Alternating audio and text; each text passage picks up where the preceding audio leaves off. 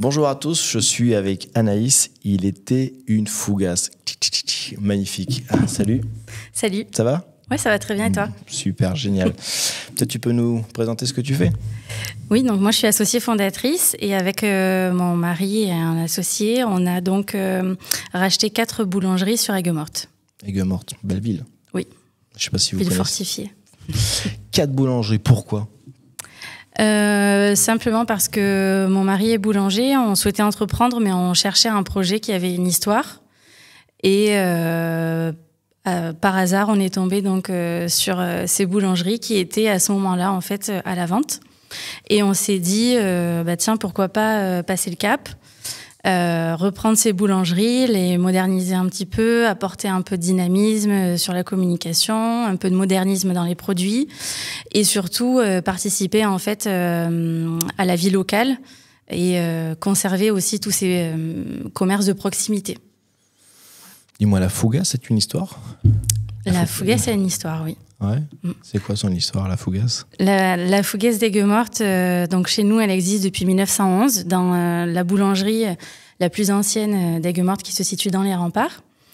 Et à l'époque, en fait, c'était un cadeau que le boulanger faisait à ses clients. Les clients apportaient une partie des produits et lui, en fait, il fabriquait la fougasse et il leur offrait à Noël. Ensuite, ça a été transmis de génération en génération. Petit à petit, ça s'est développé. Et on a pu proposer de la fougasse d'Aigues-Mortes à tous les événements importants, tous les temps forts de la vie. Donc Noël, Pâques, voilà, ça s'est développé. Et maintenant, c'est devenu un produit qui marque en fait la Camargue, qui marque Aigues-Mortes et qui représente la gastronomie historique de la ville. Donc c'est un super cadeau à offrir alors. Comment? C'est un super geste, un super cadeau à offrir. Oui, exactement. Ouais, tout à fait. Merci beaucoup, tu m'as appris quelque chose. 4 boulangeries. Oui. Pourquoi se faire accompagner par Réseau Entreprendre?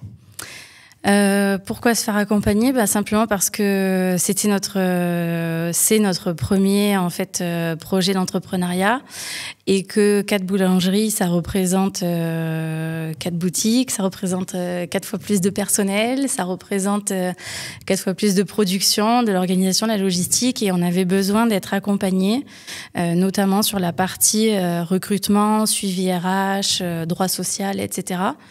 Et on a trouvé, en fait, vraiment une personne qui nous a accompagnés sur ce plan-là. C'est qui? Claire Massardier, qui est avocate en droit social. Ok, d'accord. Donc, on lui fait un petit coucou oui. Merci, parce qu'elle nous suit vraiment au quotidien. On l'appelle, si c'est pas tous les jours, c'est toutes les semaines. Voilà, elle répond à n'importe quel moment, donc c'est hyper important. Ok. 4. C'est quoi le projet? Là, on en a une 5e qui va ouvrir sur la Grande Motte. Et le projet, c'est vraiment de soutenir en fait l'économie locale en reprenant des boutiques d'artisans qui arrivent à la retraite et qui ne trouvent pas de repreneurs. Voilà. Donc, tant qu'il y a des boulangeries et des boulangers qui veulent partir à la retraite, nous, on se positionnera, on sera présent pour pouvoir supporter cette économie et maintenir en fait un contact social dans les villes. J'ai une question hyper stratégique à te poser. Je suis vraiment... c'est dur. Prépare-toi. Pain au chocolat ou chocolatine? Alors, en tant que Nîmoise, pour moi, c'est pain au chocolat. C'est ce que t'affiches? T'affiches pain au chocolat? Oui. C'est ça? Et t'as pas des gens à la boutique qui viennent en disant « Ouais, je vous achète pas vos pains au chocolat parce que moi, j'appelle ça chocolatine ». Exactement. Ouais. Comment tu gères? Tu leur dis non, je avec le pas. Sourire, déjà, on rigole un peu. Ok. Et puis après, on leur fait goûter. Une fois qu'ils ont goûté, ils apprécient. Mais disons que c'est juste une question de positionnement en France. Voilà. Okay. Un débat qui sera toujours éternel. Ça aurait pu être une question de ChatGPT. C'est vrai. Ça, donc, bon, on a jeté des questions dérangeantes. Je t'invite à en piocher une et on peut en discuter. Quelle est la plus grande erreur de gestion que vous avez commise et quelles en ont été les conséquences? Alors...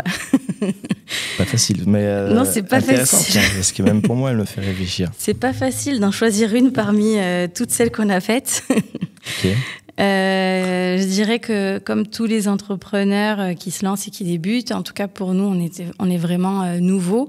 D'ailleurs, on n'a repris que depuis novembre, donc ça fait tout juste 6 mois. Erreur de gestion, je dirais, ça a été de faire confiance à des personnes qui étaient là pour nous accompagner sans forcément s'écouter nous-mêmes. Voilà. Ça a été une erreur de gestion pour moi. Parce que finalement, j'ai laissé quelqu'un influencer mon choix. C'est génial. Et ma voix. Merci beaucoup, parce que c'est vrai que je dis souvent que tout ce qui est accompagnement, mentorat, conseil, coach, consultant, peu importe, on s'en fout du terme, ça vaut le coup de capter. Mais par contre, c'est pas parce que la personne te dit quelque chose qu'il faut que tu le fasses. Exactement. Je suis intimement convaincue qu'on a tous en nous ce 6e sens qui nous permet en fait de nous faire naviguer entre les décisions. Et je pense sincèrement que c'est celui-ci qu'il faut écouter parce qu'au fond, on a toujours raison. Merci beaucoup. Tu peux regarder la caméra. Où est-ce qu'on te trouve exactement ? Aujourd'hui, vous pouvez nous trouver sur Aigues Mortes, d'ici quelques semaines sur la Grande Motte et j'espère bientôt partout en France. Et pourquoi pas à Paris, aux Galeries Gourmet sur un pop-up store. Génial. Merci beaucoup. Tout ça, on le met dans la description. Voilà. Et nous, moi, j'ai hâte de venir manger une fougasse dans une de tes boulangeries. Avec plaisir. Merci beaucoup. Merci. Au revoir. Au revoir.